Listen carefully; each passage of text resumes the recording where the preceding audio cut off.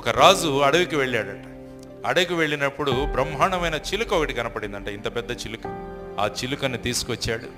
బ్రహ్మాండంగా దానికి బాదము, జీడిపప్పు, పిస్తాలు అన్ని తినిపించడం మొదలుపెట్టారు. దానికి ఏముంది, హాయిగా కంఫర్టబుల్గా ఉంది లైఫ్. అడవిలో ఉంటే ఎగరాలి, పరిగెత్తాలి, దేన్నో పట్టుకోవాలి, తినాలి, ఎక్కడ జామ పండు ఉందో కనుక్కోవాలి, ఆ చెట్టు మీదకి ఎగరాలి, ఇవన్నీ. కానీ ఇక్కడ ఏం లేదు, మన దగ్గరికి అన్నీ వస్తున్నాయి. ఒక వారం తర్వాత రాజు తన కిటికీ తెరిస్తే ఇది బ్రహ్మాండంగా ఎగురుతూ ఉంటుందేమో అనుకుంటే అది అక్కడే కూర్చున్నాం. అడవిలో బ్రహ్మాండంగా ఎగిరింది, ఇక్కడేంటి ఇలా కూర్చుందని చెప్పేసి చాలా బాధపడి ఒక ప్రకటన వేయిస్తాడు. ఈ చిలుకను ఎవరైనా ఎగిరేటట్టు చేస్తే వాళ్ళకు బహుమతినిస్తాను అన్నారు. చాలామంది వచ్చి ప్రయత్నించారు, కానీ అది ఎగరట్లా. ఫైనల్గా ఒక రైతు వస్తాడు.